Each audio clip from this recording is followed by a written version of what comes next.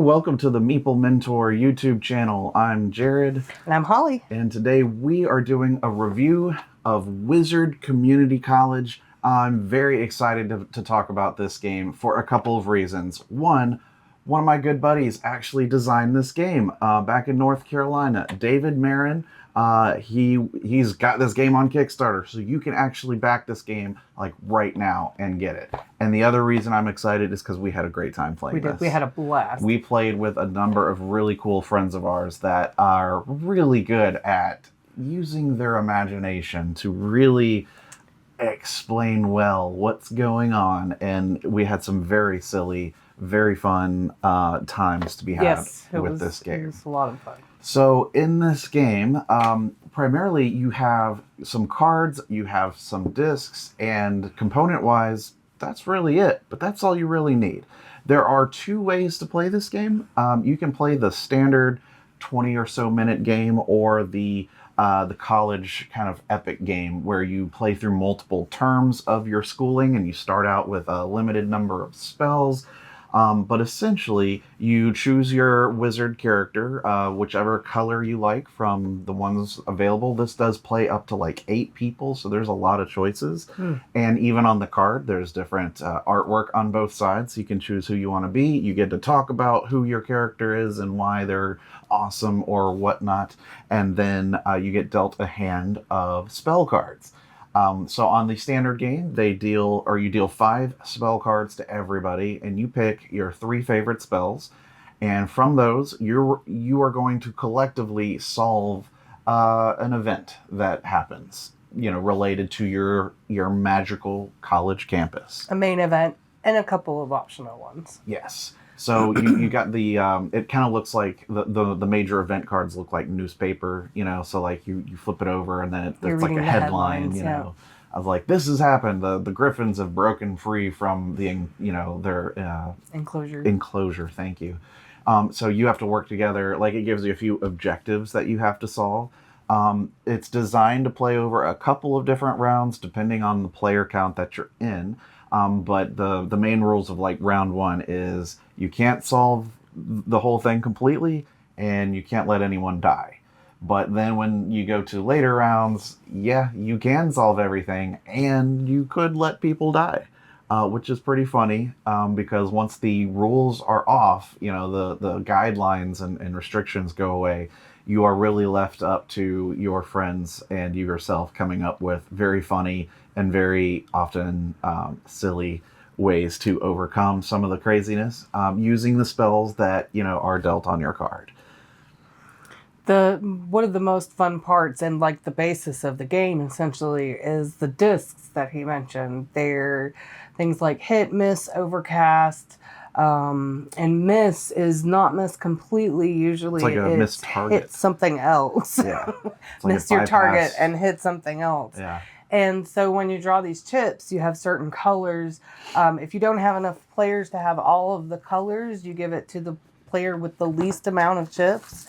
But that player then tells you your outcome is predetermined by the chip, but the player then tells you exactly what happened. Like, you set a bomb to blow up a wall, but it didn't blow up the wall. Instead, it just shattered all the windows out or something like that. Exactly. So we played a couple different times with some various scenarios, such as vandalizing the school and getting back. Rival school. Yeah, well, vandalizing the rival school to get them back, and you had to get away without being caught. You have to, maybe add some additional vandalizing. Yes. And at one point, I turned into a giant pigeon. And then the pigeons on top of the school like caught on fire and everything was like exploding. I think I remained a pigeon the whole time until we got back to our campus. And well, at some point, until we got back to our campus, because when we got back to our campus is when he played the spell, the time reverse. Somebody just came in, he didn't know what was going on. So he slapped the time reverse down. It worked. And we were back at the start, just kind of like I feel weird. Yeah, and like he was the only one that remembered what happened, so like it's pretty crazy. Yeah, it was great. Yeah.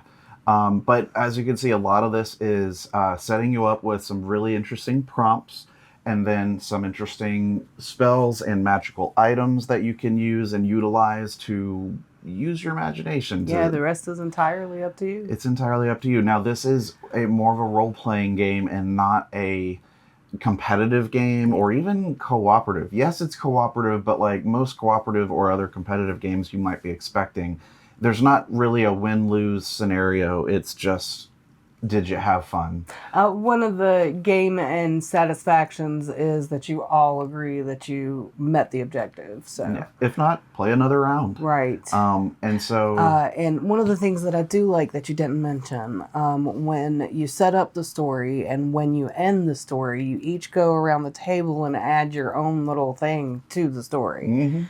you add a pretty little neat. sentence from everybody to expand the start and expand the aftermath. It's like those exercises in theater class. Yeah, it's a lot of role playing and, Just improv, imagination. a little improv. Definitely helps if you have a role-playing background because you've seen many, many ways that things can go wrong. So essentially, gameplay wise, it starts out, obviously you read out the event, and then the first player will cast a spell, and they will say what they're intending for the spell to do. Then you draw a disc from the bag, and then depending on the color of the disc, you give that to the player at the table whose color it is. Now, if you draw someone, either yourself or someone's color who isn't at the game, then you give it to someone else who has lower, like the least amount of discs. That player then will have to resolve or describe the effects of your spell based on what's shown on the disc. And that's where, it'll tell you whether it was cast successfully, if it was a complete failure, if it was overcast, or missed the target. And so those are the sort of different possibilities to give you some basic direction for the resolver to come up with what happens. And then you keep running with it. So then the next player casts their spell and draws a disc. Someone we played with described it as a sort of guided RPG. I would agree with that assessment. Yeah, it's a really interesting way to have an RPG light in like 20 minutes. Definitely would agree with that assessment too. Like you quickly create a character, you kind of just start using your imagination to overcome a scenario that you find yourself in, which are all plausible if you're thinking about and pretty hilarious magical college.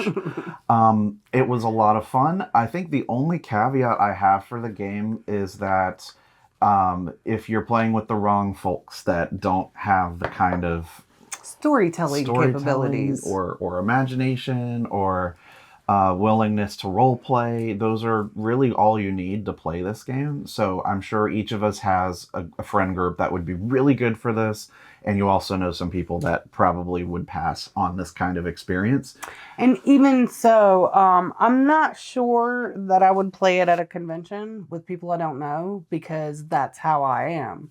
But playing it with the few people that we played it with, that most of them I know and a couple I met before, yeah. Sure. Yeah, and certainly the more familiar you are with the people you're playing with, the more zany these stories can because get. they can like kind of target your humor. Yeah, exactly. So I think all in all, for a very like short, small box, like role playing experience in a game, I think it does it very effectively. It's very fun. We had a lot of laughs, and it's definitely one that we want to try again. I'm not really an RPG person. So for me to say I really enjoyed this game, that's high praise coming from me. Good job, David. Proud of you. So yeah, definitely check it out. Like I said, it's crowdfunding on Kickstarter. We'll put a link in the description of the video for that. And so check it out. Make sure you get a copy. But yeah, 2 thumbs up for me. Definitely. It was so good. It was a lot of fun. Thanks for tuning in to our review of Wizard Community College, and stick around for any more of our reviews and video content. Until the next time, I've been Jared. I'm Holly. Bye-bye.